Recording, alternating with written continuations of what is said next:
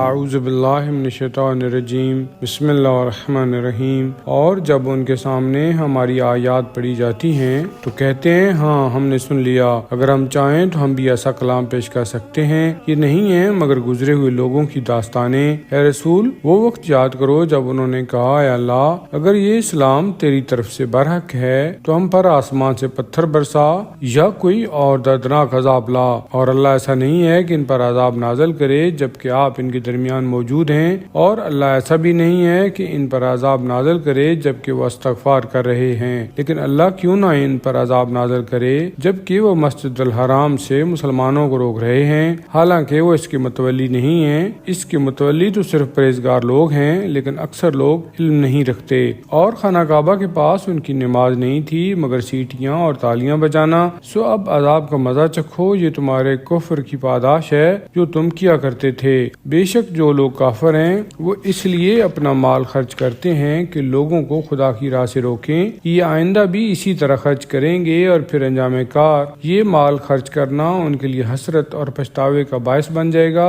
اور بالآخر وہ مغلوب ہو جائیں گے، اور جو کافر ہیں وہ گھیر گھار کر جہنم کی طرف جمع کیے جائیں گے۔ اور یہ سب کچھ اس لیے ہوگا کہ اللہ ناپاک لوگوں کو پاک لوگوں سے جدا کر دے، اور جو ناپاک ہیں ان کو ایک دوسرے پر تہ بے تہ رکھ کر ڈھیر بنائے، اور پھر اس سارے ڈھیر کو جہنم میں جھونک دے۔ یہی وہ لوگ ہیں جو خسارہ یعنی نقصان اٹھانے والے ہیں۔ اے رسول کافروں سے کہہ دو کہ اگر اب بھی شرارت سے باز آ جائیں تو جو کچھ گزر چکا وہ انہیں معاف کر دیا جائے گا، اور اگر وہ اپنی سابقہ روش کا اعادہ کریں گے تو پھر گزشتہ نافرمان قوموں کے ساتھ خدا کی روش بھی گزر چکی ہے، یعنی ان کے ساتھ بھی وہی ہوگا۔ اے مسلمانوں ان کفار سے جنگ جاری رکھو یہاں تک کہ فتنہ و فساد ختم ہو جائے اور دین پورے کا پورا صرف اللہ کے لیے ہو جائے۔ پھر اگر وہ کفر و فتنہ پردازی سے باز آ جائیں تو وہ جو کچھ کر رہے ہیں اللہ اس کو خوب دیکھنے والا ہے، اور اگر وہ پھر جائیں یعنی باز نہ آئیں تو پھر جان لو کہ اللہ تمہارا سرپرست و کارساز ہے،